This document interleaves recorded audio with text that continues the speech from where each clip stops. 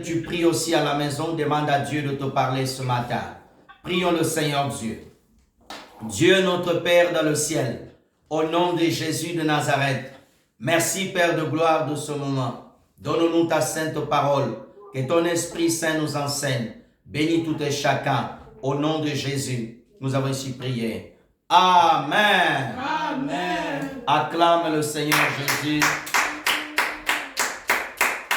Gloire à Dieu. Amen. Amen.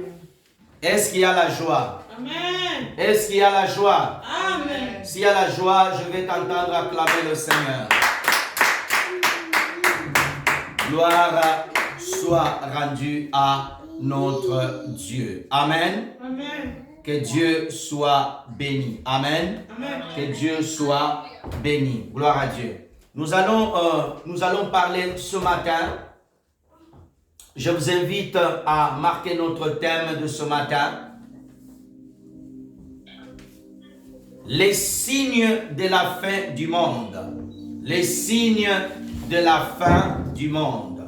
Amen. Amen. Les signes de la fin du monde. Les signes, au pluriel s'il vous plaît. Les signes de la fin du monde. Matthieu chapitre 24 du premier verset jusqu'au verset 33. Nous allons faire une longue lecture. Pour ceux qui ne lisent pas la Bible, c'est l'occasion de lire un peu la Bible aujourd'hui. Matthieu chapitre 24 du premier verset jusqu'au 30e verset. Nous lisons la parole du Seigneur dans le livre de Matthieu chapitre 24 du premier verset au 30e verset. Comme Jésus s'alla à sortie du temple, ses disciples s'approchèrent pour lui faire remarquer les constructions, mais leur dit: voyez-vous tout cela? Je vous dis en vérité, il n'en restera pas ici pierre sur pierre. Est-ce qu'on peut lever le haut-parleur s'il vous plaît? Pierre sur pierre, qui ne soit renversé. Il s'est assis sous la montagne les Oliviers. Les disciples virent en particulier lui faire cette question: dis-nous, quand cela arrivera-t-il? Quel sera le signe de ton avènement et de la fin du monde? 4. Jésus répondit: prenez garde que personne ne vous séduise, car plusieurs viendront sur mon nom en disant: c'est moi qui suis le Christ. Ils séduiront beaucoup de gens. Vous entendrez parler de guerre et de bruits de guerre. Gardez-vous d'être troublés, car il faut que ces choses arrivent, mais ça ne sera pas encore la fin. Une nation se lèvera contre une autre nation, un royaume contre notre royaume. Il y aura en divers lieux des famines, des tremblements de terre. Tout cela sera que le commencement des douleurs. 9. Alors on vous livrera au tourment. On vous fera mourir. Et vous serez haïs de toutes les nations à cause de mon nom. Alors aussi plusieurs succomberont. Ils se trahiront et se haïront les uns aux autres. Plusieurs faux prophètes se lèveront. Ils séduiront beaucoup de gens. Parce que l'iniquité sera accrue. La charité de plus grand nombre se refroidira. Mais celui qui persévérera jusqu'à la fin sera sauvé. Cette bonne nouvelle du royaume sera prêchée dans le monde entier pour servir de témoignage à toutes les nations. Alors viendra la fin. 15. C'est pourquoi, lorsque vous verrez l'abomination de la désolation dont a parlé le prophète Daniel, établi en lieu saint, que celui qui lit fasse attention. Alors, ceux qui seront en Judée fuiront dans les montagnes, que celui qui sera sous le toit ne descend pas pour prendre ce qui est dans sa maison. Et celui qui sera dans le champ ne retourne pas en arrière pour prendre son manteau. Malheur aux femmes qui seront enceintes et à celles qui allaiteront en ce jour-là. Priez pour que votre fuite n'arrive pas en hiver, ni au jour du sabbat, car alors la détresse sera si grande qu'il n'y aura point de pareil depuis le commencement du monde jusqu'à présent. Il n'y aura jamais. Et si ce jour n'était abrégé, personne ne serait sauvé. Mais à cause des élus, ces jours seront abrégés. Si quelqu'un vous dit alors, le Christ est ici ou là, ne croyez pas, car il s'élèvera des faux Christ, des faux prophètes. Ils feront des grands prodiges, des miracles, au point de séduire, si c'était possible, même les élus. Voici, je vous l'ai annoncé en avance. Si donc, vous dites, voici, il est dans le désert, n'y allez pas. Voici, il est dans un champ, ne croyez pas. Car comme l'éclair part de l'Orient et se montre jusqu'à l'Occident, ainsi sera l'avènement du Fils de l'homme. En quelque lieu que soit le cadavre, là se rassembleront les aigles. Aussitôt, après ce jour de détresse, le soleil s'obscurira, la lune ne donnera plus sa lumière, les étoiles tomberont du ciel et les puissances des cieux seront ébranlées. Alors, le signe du Fils de l'homme paraîtra dans le ciel. Toutes les tribus de la terre se lamenteront. Elles verront le Fils de l'homme venant sous la nuée du ciel, avec puissance et une grande joie. Il enverra ses anges avec trompettes retentissantes et ils rassembleront ses élus des quatre vents, depuis une extrémité des cieux jusqu'à l'autre. 32. Instruisez-vous par une comparaison tirée du figuier. Dès que ses branches deviennent tendres et que ses feuilles poussent, vous connaissez que l'été est proche. 33. De même, vous verrez toutes ces choses. Sachez que le Fils de l'homme est proche à la porte. Acclamons la parole de Dieu au nom de Jésus.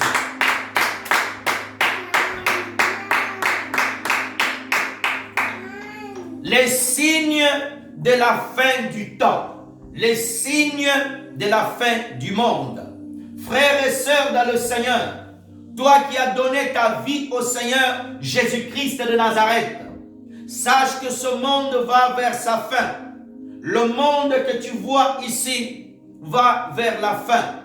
Nous vivons les derniers jours de ce monde. Les disciples du Seigneur Jésus-Christ, ils étaient avec le Seigneur. La Bible nous dit, frères et sœurs, à leur sortie du temple, les disciples remarquaient la beauté du temple que Salomon avait érigé pour Dieu. Ils étaient vraiment stupéfaits. Ils regardaient le temple, ils disaient quelle splendeur. Frères et sœurs, il n'y avait pas du mal à voir un temple beau. Mais Jésus leur dira, ne regardez pas cette beauté comme ça. Jésus donna la prophétie que le temple a été détruit. Et 70 ans plus tard, le temple a été détruit, frères et sœurs. Laissez-moi te dire une chose. J'ouvre une parenthèse. C'est bien beau de construire un temple pour Dieu, mais nous ne faisons pas la course de temple. Aujourd'hui, nous voyons beaucoup de serviteurs courent à construire des temples.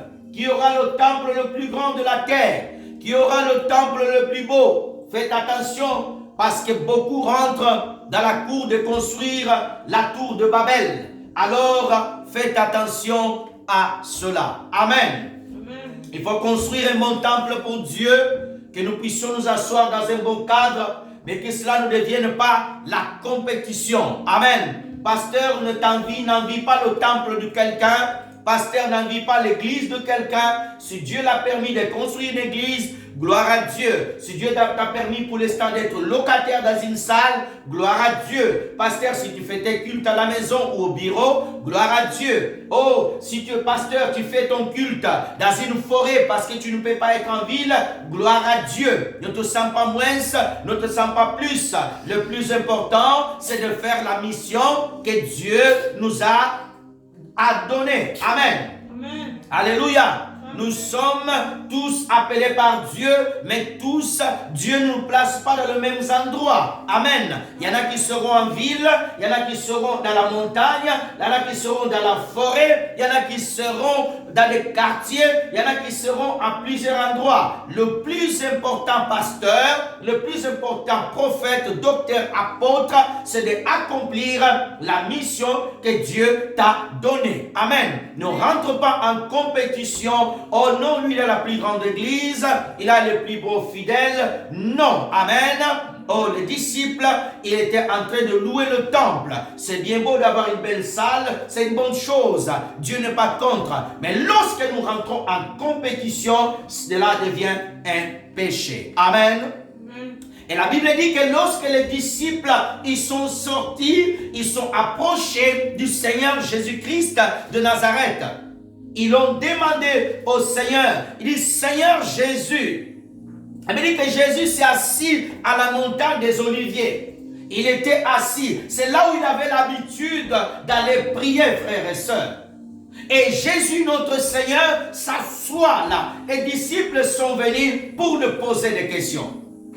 J'aime les disciples parce qu'ils posaient des questions au Seigneur. Amen. Tu te poses des questions sur ta vie, tu te poses des questions sur ta famille, tu peux poser des questions au Seigneur au travers de la prière. Et Jésus-Christ est vivant, il va te répondre. Je vais répéter, comme les disciples posaient des questions au Seigneur Jésus, tu peux aussi poser des questions sur ta vie. Amen. Donne-moi un amen bien. Alléluia. Tu peux aussi poser des questions au Seigneur. Alléluia. Jésus est ton Seigneur. Tu peux le poser des questions. Seigneur, pourquoi ce problème? Seigneur Jésus, pourquoi telle chose arrive dans ma maison? Pourquoi telle chose vient? Seigneur Jésus, qu'est-ce que se passe? Comment je dois faire? Alors le Seigneur Jésus-Christ, il est vivant. Il te répondra. Alléluia. Bien-aimés dans le Seigneur, les disciples voulaient savoir, oh, quel sera le signe qui montrera la venue de Jésus-Christ. Les disciples du Seigneur, comment nous allons savoir que tu reviens bientôt? Et Jésus va donner des signes pour leur dire, quand vous voyez ces signes, cela prouve que je suis en train de venir. Tu es chrétien, tu pries le Seigneur Jésus. Oh, frères et sœurs, beaucoup de chrétiens ne savent même pas quels sont les signes. Beaucoup de chrétiens, tu vis une vie où tu es distrait, ma soeur. Jésus revient bientôt. Les signes sont là. Et les disciples vont poser cette question. Ils vont dire, au verset 3, je veux que tu ouvres ta Bible, tu regardes avec moi. Ce matin, je vais prêcher avec toi. Je vais aller pas à pas. Je ne vais pas donner beaucoup de versets. Nous allons simplement exploiter ce texte et voir quelle est la pensée de Dieu pour toi ce matin. Au verset 3, nous sommes dans Matthieu 24, verset 3. La Bible dit que Jésus est assis, les disciples posent la question, dis-nous, quand arrivera-t-il? Quel sera le signe de ton retour? Quel sera le signe de la fin du monde? Quel est le signe pour savoir que Jésus revient bientôt? Quel est le signe pour savoir que Jésus est prêt pour venir prendre son église? Quel est le signe? Mes frères et sœurs, quand tu as accepté ta vie, tu as donné ta vie au Seigneur Jésus-Christ, ce n'est pas pour vivre ici sur ce monde éternellement. Alléluia. Alléluia. Il y a les étapes importantes. Il faut que Jésus vienne prendre son église pour aller avec l'église au ciel pendant 7 ans, qu'on appelle la noce de l'anneau. Pendant 7 ans, nous serons avec le Seigneur au ciel. Jésus vient chercher des hommes et des femmes qui croient en lui. Comment tu dois savoir que Jésus revient? Comment tu dois savoir que Jésus est là? Frères et sœurs, un avion avant de descendre, il y a la tour de contrôle. Si tu regardes notre aéroport de Blagnac, tu as une grande tour de contrôle. Cette tour de contrôle est en communication avec le commandant de bord. Le commandant ne peut pas descendre son avion si la tour de contrôle ne le dit pas. Maintenant c'est bon. Tout est bon. Il n'y a aucun avion sur le sol. Descends maintenant. Alléluia. Le Saint-Esprit est la tour de contrôle qui est sur la terre. Alléluia. Jésus-Christ vient avec son armée. Alléluia. Et dans cet avion, il amène les anges pour venir prendre l'église. Le Saint-Esprit, c'est celui qui te dit, il revient bientôt, le Seigneur. Prépare-toi. Jésus revient bientôt. Alléluia. Amen. J'attends pas ton amen. Pour ceux qui sont en ligne. Les disciples ont dit, Seigneur, quel est le signe? Comment nous saurons que tu viens bientôt? Verset 4, Jésus répondit, prenez garde que personne ne puisse vous séduire. Mes frères et sœurs, nous sommes dans le temps de la fin. Jésus dit, prenez garde que personne puisse vous séduire. Avant que Jésus vienne, le signe de la venue de Jésus, c'est la séduction. La séduction religieuse, la séduction au sein de l'église, où les faux prophètes vont se lever pour séduire les gens, où les gens vont séduire. Satan va utiliser le moyen le plus efficace, la séduction. Le moyen le plus efficace, la séduction. Mes frères et sœurs dans le Seigneur, oh, dans le jardin d'Éden, Satan est venu séduire Ève et Adam, la même chose. Faites attention. Beaucoup des hommes aujourd'hui, ils sont là pour séduire. Beaucoup des hommes sont là avec un évangile séducteur. Viens à Jésus, tu auras des bénédictions. Viens à Jésus, dans 3 mois, tu auras un enfant. C'est la séduction où les hommes, ils sont en train de séduire les gens. Où les hommes, ils sont en train de séduire. Alléluia. Jésus dit, prenez garde quand tu vas dans une église où le pasteur, au lieu de vous montrer Jésus, le pasteur, il vous pousse à chercher les choses du monde. Chaque dimanche, il vous motive quel travail. Chaque dimanche, le pasteur, il vous séduit, il vous montre que la terre. Ou le prophète, il vous conduit à voir que les choses sur la terre. La séduction. On te séduit, on te montre des choses pour te faire plaisir. Prenez garde. Ton pasteur peut te séduire. Une autre personne peut te séduire pour t'amener dans un mauvais chemin. Où la fausse religion va se lever. Où des faux prophètes, ils sont prêts à rentrer. Le signe de la séduction. La séduction, elle va emparer le monde. La séduction, séduire les gens. Où tu vois les gens, on te dit, viens dans notre église. Chaque dimanche, on va te donner un colis pour manger. Dans notre église, on offre des colis. Dans notre église, si tu dures, pardon, excuse-moi, si tu dures longtemps dans notre église, oh, tu auras une voiture. Viens pas après 6 mois prier chez nous, tu seras libéré. Ça, c'est la séduction. Alléluia. Aucun homme peut donner un délai de délivrance. La séduction, où le pasteur, il vous flatte par des mots. Faites attention avec la séduction. La séduction, elle est terrible. On te séduit par des choses pour te garder bien emprisonné. C'est un signe de temps de la fin, où la séduction est partout. Où tu vois les églises faire des promotions.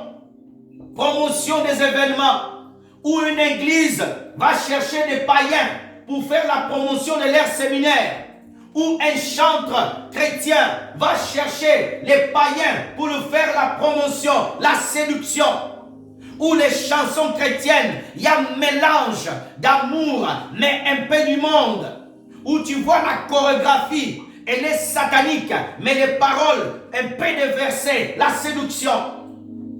C'est un signe de temps de la fin. Plusieurs sont tombés dans la séduction. Des faux gourous. Quelqu'un va te présenter un faux Jésus. Un Jésus qui n'aime qu'il aime le péché. Un Jésus qui aime que beaucoup de miracles. Mais pas un Jésus qui te dit abandonne le péché, sanctifie-toi. Donnez-moi un amen bien. Amen. Jésus revient bientôt. Jésus ne vient pas prendre une église qui est séduite par le monde. Jésus ne veut pas prendre une église qui est compromise, qui est une église sale. Jésus veut prendre une église purifiée, une église sanctifiée, une église qui l'attend. C'est cette église que Jésus-Christ vient prendre, frères et sœurs. Amen. Alléluia. Amen. Tu veux monter avec Jésus. Tu veux aller au ciel avec lui. Faites attention avec la séduction. Faites attention, on peut te séduire. Viens dans notre église. Chaque dimanche, il y a beaucoup de miracles. Viens dans notre église, tu seras délivré. Viens dans notre église, il y a la meilleure parole. Ça, c'est la séduction. Alléluia. C'est le Saint-Esprit qui conduit. C'est le Saint-Esprit qui dirige. C'est le Saint-Esprit qui convainc du péché, de la justice et du jugement. Amen. Quelqu'un qui est conduit par le Saint-Esprit, il ne sera jamais séduit. Adam a été séduit, Ève a été séduite. Parce qu'ils n'ont pas respecté la parole de Dieu. Faites attention avec la séduction. Là, il y a la séduction, il y a trop de publicité. Il y a la séduction, on montre trop. Regarde les publicités à la télé. On veut te faire boire une boisson. On te bombarde de la publicité. On va te séduire. Même pour manger un bout de chips, on va mettre les gens qui tombent pour aller ramasser le chips. La séduction. Faites attention. Faites attention. La séduction, elle est dangereuse. Elle va te prendre d'un bout quand tu es faible. Et Satan utilise beaucoup la séduction. Beaucoup sont séduits par ce faux évangile. Beaucoup sont séduits par des prédications flatteuses. Faites attention. C'est un signe de la fin du temps. La séduction. Et Jésus dit encore, verset 5, car plusieurs viendront sur mon nom. Plusieurs viendront sur mon nom. Mes frères et sœurs dans le Seigneur. La caractéristique de la fin du temps, beaucoup de gens, tu ne verras jamais un faux pasteur te dire qu'il est faux. Il va utiliser le nom de Jésus. Il va parler de Jésus. Mais il n'aura pas la vie de Jésus. Jésus-Christ a dit, vous le connaîtrez par leurs fruits. Ils diront, je suis le Christ. En Russie, il y avait un faux Christ. Quelqu'un qui s'était fait appeler Jésus. En Russie, au Cameroun, il y avait un faux Jésus qui a été arrêté. Et ils ont fait une mise en scène. Ils ont ouvert une petite fenêtre dans le toit. Ils ont attaché la corde, ils ont commencé à monter comme quoi ils montaient au ciel. Des faux Jésus. Au Brésil, il y avait un faux Jésus. Faites attention. Oh non, dans cette maison-là, Jésus est apparu là-bas. Jésus est là. N'allez pas. Les faux Jésus, il y en a plein. Faites attention. Faites attention, frères et sœurs. C'est un signe de temps de la fin. Et beaucoup diront même, c'est moi le Christ. Faites attention, frères et sœurs. Quand quelqu'un commence à dire, je suis Jésus. Quand quelqu'un commence à dire, je suis la parole incarnée. C'est l'abomination. Quand on prend un prophète, on lui donne le titre de Christ. Faites attention, c'est l'abomination. C'est le blasphème. Fouillez ces enseignements-là. Quand quelqu'un dit, notre pasteur, notre prophète est le Christ incarné, fouille cela. C'est le signe de la fin du temps. Quand un prophète, quand un pasteur, un apôtre veut s'approprier les titres du Seigneur, où il veut prendre tous les hommages, où il veut prendre la place du Seigneur à l'église, faites attention. Au lieu de parler de Jésus-Christ, tout le temps en train de parler de lui. Mon papa, papa, papa, papa, notre papa. Le nom de Jésus n'est pas cité. C'est un signe de fin de temps. À l'église, le nom qui doit être élevé, qui doit être proclamé, qui doit être dit, c'est le nom de Jésus. Au début à la fin, Jésus, Jésus, Jésus, Jésus-Christ. Donne-moi un amen bien. Alléluia. Amen. Frères et sœurs dans le Seigneur, Jésus dit, il y aura beaucoup seront séduits. Beaucoup seront séduits par ce faux Christ-là. beaucoup de gens seront séduits. Beaucoup de gens pensent qu'ils adorent Jésus, mais ils n'adorent pas Jésus. Un jour, quelqu'un m'a raconté une histoire. Il est parti dans une église à la place, dans la place ici, de la ville de Toulouse. Il est rentré dans l'église pendant qu'on adorait. Il a vu qu'on adorait un poulet. Les gens chantaient Jésus, mais c'était un poulet. Cette église était l'église du diable. Mais le nom qui était affiché, c'était le nom de Jésus. Le nom de Jésus attire les gens. Beaucoup de personnes vraiment, ils tombent dans le piège. Pourquoi? Parce qu'ils n'ont pas la communion avec le Seigneur. Et dit, plusieurs seront séduits. Combien de fausses religions nous avons sur la terre? Combien de faux enseignements nous avons? Si tu vas demander à quelqu'un, il te dira, moi j'ai la vérité. Celui-là, il dira, moi je suis de la vérité. L'autre dira, moi je suis de la vérité. La vérité, c'est la parole de Dieu. Si quelqu'un veut être dans la vérité, il doit marcher selon la parole. Alléluia. Amen. Amen. Si quelqu'un est dans la vérité, il doit marcher comme Christ a marché. Ça, c'est être dans la vérité. Plusieurs seront séduits. Plusieurs seront séduits. Mes frères et sœurs, Jésus nous dit que beaucoup iront dans la perdition. C'est pour cela, ne blague pas avec ton salut. Ne blague pas avec la parole de Dieu que tu reçois. Garde-la bien. Que Dieu te donne l'esprit de discernement. Que Dieu te donne l'esprit de discernement. Oh, même quand tu invites dans une conférence où tu vas, tu écoutes, mais tu pries le Seigneur, que le Saint-Esprit puisse te convaincre. Les gens vont dans les églises même sans consulter Dieu, parce qu'ils entendent telle chose. Tu vas dans une église sous la direction du Saint-Esprit. Tu vas dans une église sous la direction du Saint-Esprit, où tu pries, où Dieu va te convaincre. Alléluia. Oh, gloire à Dieu. Verset 6. Vous entendrez parler de guerre et de bruit de guerre. Mes frères et sœurs dans le Seigneur, Jésus notre Seigneur prophétise sur la guerre.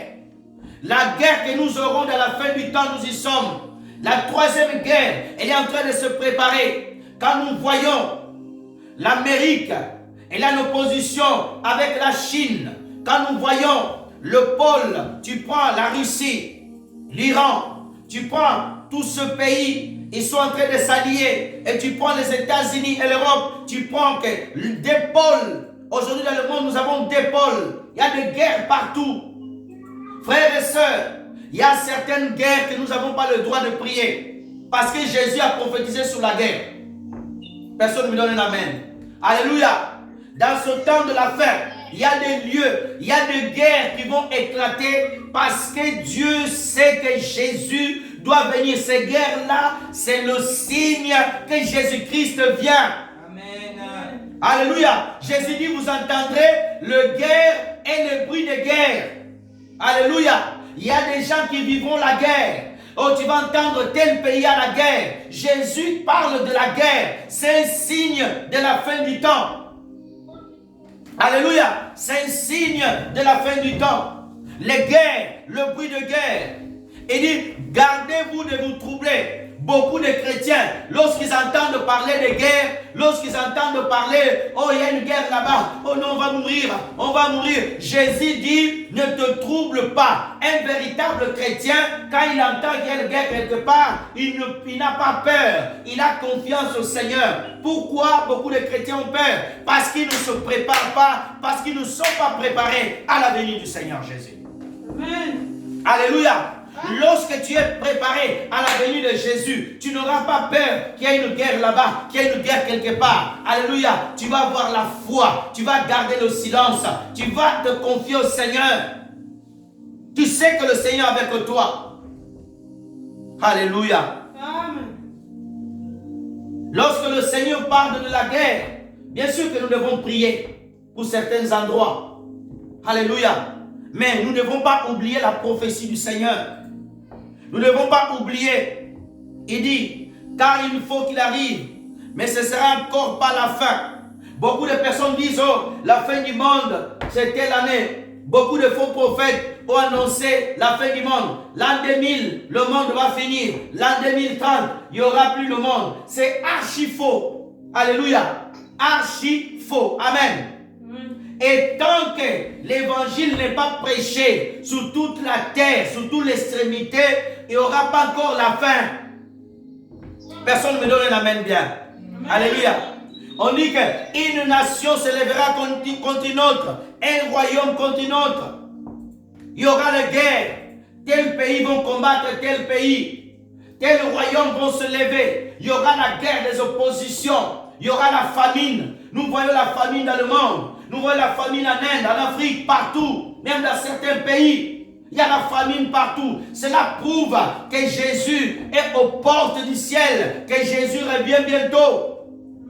Alléluia. Les tremblements de terre. Nous voyons le système climatique en train de changer. Les inondations en Espagne. Les inondations partout dans le monde. Là où même la pluie ne tombait pas. La pluie est en train de tomber et fait des dégâts. Cela prouve que le Seigneur Jésus-Christ est prêt à venir. Beaucoup de chrétiens regardent les informations, mais ils sont distraits. Beaucoup de serviteurs de Dieu, au lieu d'amener l'église à se consacrer, à prier, à se sanctifier, et chaque dimanche, on est en train d'enseigner aux gens des bêtises. Non. Alléluia. Ça sont des signes qui prouvent que Jésus-Christ est en train de venir. Alléluia. Nous courons vers la fin. Et Jésus dit, il y aura la famine partout. Tout cela, c'est le commencement des douleurs. Jésus dit, c'est le commencement des douleurs. Amen. Le commencement des douleurs. Suis-moi, mon frère. C'est le commencement des douleurs, frères et sœurs, dans le Seigneur. Et Jésus promet encore une prophétie. Le signe de la fin du temps, c'est la persécution. La persécution. Où beaucoup de chrétiens seront persécutés. Où les pasteurs seront jetés en prison. Où l'église de Jésus-Christ va être combattue. Les vraies églises du Seigneur, les vrais serviteurs de Dieu qui ont gardé encore la foi, qui n'ont pas accepté le compromis. Les Jésus-Christ dit dans le verset 9, on vous livrera au tourment et on fera mourir. Il y en a certains qui vont mourir. Il y a certains chrétiens qui sont pendus aujourd'hui dans beaucoup de pays où l'évangile n'est pas accepté. Il y a la persécution des chrétiens dans le monde. Tu n'as qu'à lire les journaux. Des chrétiens sont brûlés vifs. Des chrétiens sont tués. La persécution, c'est un signe de la fin du temps. C'est un signe de la fin du temps. Certains de nos frères chrétiens, ils sont morts. D'autres vont être tués. Cela, c'est un signe. D'autres jetés en prison. Quand tu traverses juste un moment difficile, oh, Jésus m'a abandonné. Va demander à nos frères chrétiens qui sont en Russie, ils sont emprisonnés. Dans beaucoup de pays, ils sont emprisonnés. Va demander nos frères chrétiens qui sont dans les prisons iraniennes, en train d'être chicotés, tapés. Toi, quand tu es ici en Europe, tu as de la liberté. Dieu te donne le temps. Au lieu même d'aller évangéliser, au lieu d'aller servir le Seigneur, tu ne le fais même pas. Frères et sœurs dans le Seigneur, il dit plusieurs succomberont. Ils seront trahis, haïs. Le signe de la fin du temps, la trahison. Les gens vont te trahir. Les fidèles vont trahir des pasteurs. Les pasteurs vont trahir des fidèles. Les pasteurs seront compromis au système de la fausse religion. L'église mondiale que Satan est en train de préparer, où toutes les confessions, c'est lui qui adore une statue, c'est lui qui adore le soleil, c'est lui qui adore ensemble, tous vous priez le même Dieu. Archi faux, alléluia. Amen. Vous imaginez Jésus aller adorer une statue? Non. Alléluia. Faites attention. Oh non, la connexion. On va se connecter, oui, mais comment? Alléluia. Quelle est ta foi? Quel est le message que tu crois? Qu'est-ce que tu prêches? Alléluia. Nous serons trahis. La trahison. Ta femme va te trahir à cause même de l'évangile. Ton mari, tes frères, t'abandonneront. C'est un signe temps de la fin. Les enfants trahiront leur père, leur mère. Les enfants méchants tueront leurs parents. Les parents méchants tueront leurs enfants. C'est le temps de la fin. L'abomination, le péché. Alléluia. Cela, c'est le signe. 11. Plusieurs faux prophètes s'élèveront. On dit plusieurs faux prophètes s'élèveront. Tout seul, il va se lever. Il se lève le bon matin. Je suis prophète. Un prophète qui se lève. Nous voyons des faux prophètes dans le monde qui font manger des excréments, qui font boire des gens de pétrole, qui interdisent la nourriture de Dieu, qui amènent beaucoup des interdits, beaucoup de pratiques douteuses à l'église, où la divination est devenue un moyen pour séduire les gens, en faisant passer cela pour la voyance, la révélation. Faites attention, toutes ces pratiques bizarres, les faux prophètes, sera une marque de la fin du temps. T'as qu'à allumer YouTube, tu vas voir des faux prophètes prêcher les évangiles. Tu entends le gars prêcher. Tu te dis, mais d'où il sort cela? La puissance de l'ennemi, poussé par Satan, poussé par les démons, pour amener quoi? Le peuple de Dieu à s'égarer. Je prie le Seigneur, quiconque est appelé à régner avec Jésus-Christ, que Dieu te préserve de ce faux prophète, que Dieu te garde de ce faux pasteur, ce faux docteur, ces faux apôtres, ces faux évangélistes, ces faux bishops. Que Dieu te garde des faux prophètes avec des pratiques douteuses, avec des révélations mielleuses, avec des visions meilleuses. Ils viennent chaque fois, j'étais au ciel, je vis ceci, il n'a rien vu. Gloire à Dieu. Il y en a des vrais prophètes que Dieu amène au ciel.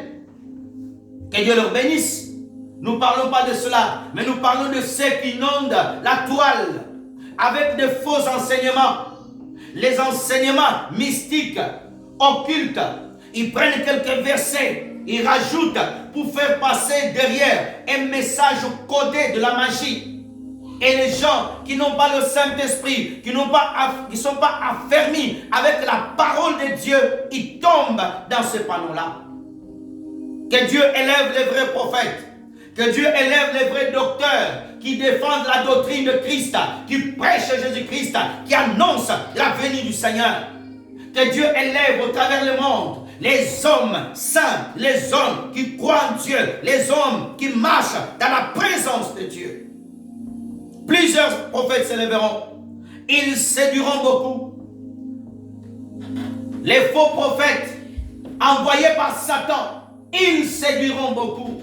Ils ont l'esprit de séduction en eux. Alléluia. Alléluia. Amen. Vous êtes endormis.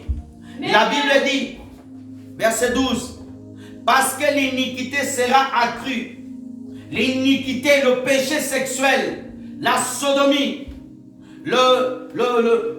les gens vont s'aimer homme, femme, les lesbiennes, les esprits de séduction, où les gens seront attirés par le péché. Le péché sexuel va monter, même dans les églises. Nous voyons le pasteur, 5-4 femmes. Le pasteur couche avec les jeunes filles au bureau. Nous voyons les mamans coucher avec le pasteur. Le péché, l'iniquité. Quand vous voyez ces choses-là, soyez alertés. Jésus vient bientôt. Personne ne me donne l'amen. Soyez alertés. Jésus arrive. Quand tu vois les scandales à droite, à gauche, quand tu vois les scandales à droite, à gauche, sache que Jésus arrive. L'iniquité, le péché va monter. Quelqu'un vient à l'église, il pêche, il va coucher dehors, il trompe son mari, il trompe sa femme, il vient même à l'église, il est là, il sait qu'il pêche, il vit dans l'iniquité. Les gens seront endurcis, les gens ne vont pas confesser le péché. Il est fidèle à l'église. Il va dans son pays d'origine. Il a 3 femmes là-bas. Il a laissé 3 enfants. 3 enfants là-bas. Il vient ici en France. Il a sa femme. Il est à l'église. Il sert. Il prêche. L'iniquité, le péché. Les sœurs qui viennent à l'église, ils ont des copains. Ils couchent avec des copains toute la semaine. Tu penses qu'il y a une sœur zélée, mais elle vit dans le péché. le péché sexuel va augmenter à l'église. Les enfants seront attirés par le péché. Les choses sexuelles vont se banaliser. Dans la télévision, vont commencer à montrer les dessins animés avec les choses sexuelles. Même dans les dessins animés, tu vas voir un dessin animé, il se fait bisou. Un dessin animé, un dessin animé. Amen. Le péché va monter, l'iniquité, le péché sexuel. Le péché sexuel, où les femmes vont aller chercher des hommes, vont avoir des relations. Il y a des femmes aujourd'hui qui peuvent coucher même dans la rue, des hommes qui couchent dans la rue. Il n'a pas honte, le péché. Un homme peut prendre sa femme, il l'offre à un homme, couche avec les autres hommes devant lui. L'iniquité, le péché va augmenter. Cela, c'est le signe que Jésus revient bientôt. La pourriture sexuelle. La pourriture sexuelle sera vendue vraiment à nu. Nous aurons des publicités, même des panneaux. Mais vraiment, quand tu vois la publicité, quelqu'un est nu. Et les gens vont trouver cela normal. C'est un signe de la fin du temps. Ceux qui vont se sanctifier vont le traiter. Oh, des rengards. Oh, regarde, celui-là, c'est quelqu'un qui est encore dans le temps ancien. C'est pas grave. Sanctifie-toi. Sanctifie-toi. Amen. Alléluia.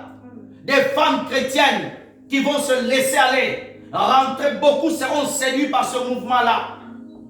Femme chrétienne, tu peux t'habiller chic, mais sainte. Chic, mais sainte. Alléluia. Amen. Tu ne montres pas ton corps, tu n'exposes pas ton corps réservé à ton mari. Quelle tristesse lorsque nous soyons l'été, les filles chrétiennes, les sœurs chrétiennes s'exposent. Non, nous devons vivre notre temps. L'iniquité, le péché accru, le mensonge montera, les gens voleront, les gens mentiront à un tel point comme jamais. Et nous le voyons aujourd'hui. Un enfant de 10 ans, 11 ans, 12 ans, menteur, esprit de mensonge à lui. Les enfants menteurs, les parents n'en parlent même pas. C'est un signe de temps de la fin. C'est un signe de temps de la fin. La charité de plusieurs nombres refroidira. Le manque d'amour. Alléluia. Les gens auront de moins en moins l'amour. C'est ce que nous voyons aujourd'hui. Les gens empoisonnent les gens. Les gens empoisonnent les gens sans problème. Il n'y a plus d'amour. Tes propres frères vont vouloir t'assassiner, te tuer. Il n'y a plus d'amour. Tu vas dans l'église. Tu es dans l'église, tu as ton problème. Personne n'est là pour compatir avec toi. On se moque même de toi. L'amour de plusieurs, chacun pour soi, il n'y a plus l'amour. Dans ta propre famille, tes frères t'aiment par intérêt, tes amis ne t'aiment même pas. L'amour de plusieurs va refroidir. Lorsque, tu commences à voir ces signes, les gens s'empoisonnent. Oh, un pasteur va empoisonner l'autre pasteur. Le père spirituel va barrer la route à son fils spirituel. Le fils spirituel va barrer la route à son papa. Il ne veut pas que son papa monte. Alléluia. Le manque d'amour va monter. Dans une famille, tu vas voir, le fils va même haïr sa propre mère au point de vouloir tuer sa mère. Le manque d'amour. Regarde la société d'aujourd'hui. Il n'y a plus d'amour. Chacun pour soi, des égoïstes. Chacun veut réussir à sa place. Chacun veut barrer la route à l'autre. Vous priez ensemble dans la même église, mais tu vas vouloir barrer la route à ton frère. Alléluia. La compétition dans le ministère. L'autre pasteur va casser l'autre. Il n'a même pas l'amour. L'autre pasteur, sa femme décède. L'autre, il monte à la chair pour le casser, pour le détruire. Le manque d'amour. Ainsi le temps de la fin.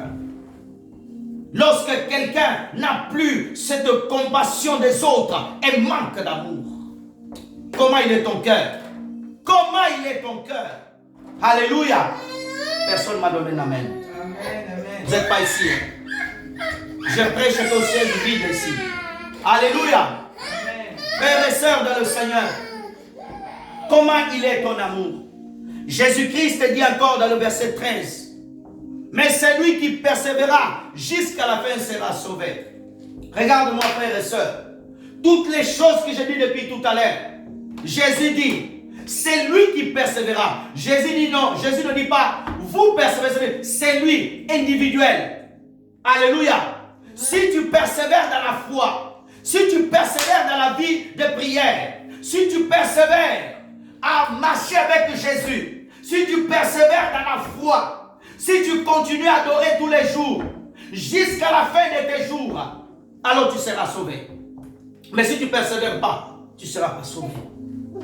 Si tu ne persévères pas, tu tomberas. Si tu ne tiens pas la main de Jésus-Christ, tu vas te noyer dans l'eau. Tu as besoin, comme Pierre, de crier à Jésus, Seigneur, tiens-moi la main. Il te sauvera. Pour persévérer, il faut être au pied de Jésus. Pour persévérer, il faut être au pied du Seigneur Jésus-Christ. Pour persévérer, il faut vivre dans la sainteté. Pour persévérer, il faut vivre dans l'obéissance. Alléluia. Tu obéis à ce que Jésus dit, alors tu vas persévérer. Beaucoup de gens ils sont en train de m'écouter, mais ils n'obéissent pas. Tu risques de tomber sous les mains d'un faux prophète, d'un faux pasteur, d'un faux apôtre. Alléluia. Amen. Il te séduira par des miracles. Beaucoup feront des grands miracles. Le miracle, ce n'est pas un signe qu'une personne marche avec Dieu. Alléluia. Amen. Le signe qu'une personne marche avec Dieu, c'est la crainte de Dieu et l'obéissance à la parole du Seigneur Jésus-Christ. Amen. Alléluia. Tu dois persévérer dans la parole. Tu dois persévérer dans la prière, dans la communion avec le Seigneur. Dimanche, il y a culte, tu ne viens pas. Tel jour, Jésus t'appelle à jeûner, tu ne le fais pas. Tel jour, Jésus te dit, adore-moi, tu ne le fais pas. Tel jour, Jésus-Christ te dit, oh, va évangéliser, tu ne persévères pas. Reste dans la présence de Jésus. C'est pour ça que tu vois beaucoup de chrétiennes, ils tombent. Beaucoup de chrétiens tombent. Janvier, elle était forte dans la prière. Elle cherchait Dieu. Va le voir au mois de décembre. Oh, tu vas te dire, oh, c'est la même personne ou c'est une photocopie? Non, c'est la même personne. Pourquoi il a tombé? Parce qu'il n'a pas gardé la parole du Seigneur. Alléluia. Amen. Parce qu'il n'a pas gardé la parole du Seigneur. Quand tu gardes la parole de Jésus, quand tu gardes la parole de Dieu, alors là, tu vas être sauvé. Le seul qui peut nous sauver s'appelle Jésus. Donne-moi la main bien. Amen. Le seul qui peut te sauver, c'est Jésus. Amen. Dans ce temps de la fin, si tu veux être sauvé, tu dois te protéger vers Jésus. C'est lui seul qui peut te sauver. Amen. C'est lui seul qui peut te garder. C'est lui seul qui peut te délivrer des faux prophètes. Beaucoup de gens sont attirés par de faux prophètes. Alléluia. Beaucoup de gens suivent les faux prophètes. Tu vas sur YouTube, tu ne connais même pas la personne. Ni d'aujourd'hui, ni d'hier. Alléluia. Ni d'aujourd'hui, ni d'hier. Tu commences à déjà liker, à le suivre. Tu n'écoutes même pas ce qu'il prêche. Parce qu'il donne des prophéties. Parce qu'il y a ceci, 2-3 témoignages. Et toi, tu es là déjà suivre. Suis son enseignement. Qu'est-ce qu'il enseigne? Qu'est-ce qu'il te prêche sous la Bible? Qu'est-ce qu'il te montre? Est-ce que quand tu l'écoutes, est-ce que tu te sanctifies plus? Quand tu l'écoutes, tu as toujours la crainte de Dieu. Quand tu l'écoutes, tu vas encore gagner des âmes. Quand tu l'écoutes, tu vas prier. Quand tu l'écoutes, tu vas aimer. Quand tu l'écoutes plus, est-ce que ta vie est en train d'être changée? Amen. Alléluia. Amen. On vient à Jésus-Christ pour être transformé, pour être libéré de toute convoitise, de la chair. Alléluia. Amen. Non. Moi, j'aime bien le pasteur là. Il me fait beaucoup rigoler. J'aime bien le pasteur là. Il rigole beaucoup quand il parle de sa maison, quand il parle de son voyage aux États-Unis. J'aime bien quand il poste ses photos. J'aime bien la parole de Dieu. Alléluia. Si l'église ne t'amène pas à te sanctifier, si l'église ne te montre pas Jésus, si l'église ne t'apprend pas la crainte de Dieu, quitte-la, ce n'est pas une bonne église. Une église où tous les dimanches, le pasteur passe que pour critiquer, il n'enseigne pas la parole de Dieu, ce n'est pas une bonne église. Amen. Soit-il les révélations qu'il donne, il peut donner 1000 révélations, mais ces révélations ne fondent, elles ne touchent à rien. Elles touchent simplement l'intellect, mais elles ne touchent pas l'esprit. Amen. Alléluia. Amen. Jésus revient bientôt. Nous sommes à la fin du temps, frères et sœurs. Alléluia. Je veux que tu notes Jean chapitre 14, verset 3. Je cours vers la fin. Je ne serai pas long ce matin. Jean 14, verset 3. Actes chapitre 1, verset 11. 2 Timothée chapitre 3, verset 14. Actes chapitre 1, verset 11. 2 Timothée chapitre 3, verset 14. Colossiens chapitre 2, verset 8 à 13. Les fausses doctrines. Aujourd'hui, nous avons beaucoup de faux enseignements. Faites attention. Pas parce que quelqu'un crie fort qu'il a Dieu. Pas parce que quelqu'un parle doux qu'il a Dieu. C'est ce qu'il enseigne. On va lire un texte et je vais m'arrêter là, on va prier. Apocalypse chapitre 3, verset 11.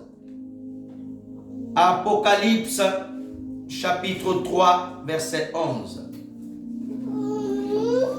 Je vais m'arrêter là. Apocalypse 3, verset 11. Apocalypse 3, verset 11. Je viens bientôt. Retiens ce que tu as, afin que personne ne prenne ta couronne. Alléluia. Frères et sœurs dans le Seigneur, regarde ce que Jésus dit. Je reviens bientôt. Retiens ce que tu as. Jésus te dit, je reviens bientôt. Jésus vient chercher son église. Jésus vient chercher son peuple. Garde ce que tu as. Qu'est-ce que Jésus t'a donné la parole? C'est la parole que tu dois garder. Dans Matthieu 24, Jésus dit, il faut que l'évangile soit prêché aux nations. Il faut que nous puissions prêcher l'évangile partout. Il faut que nous puissions prêcher la bonne nouvelle partout. Frères et sœurs dans le Seigneur, tu dois te lever dans la prière, dans la consécration. Nous sommes à la fin. Je demande d'arrêter la caméra. Nous allons prier. Je t'invite, frères et sœurs, pour ceux qui me suivent en ligne, de se lever là.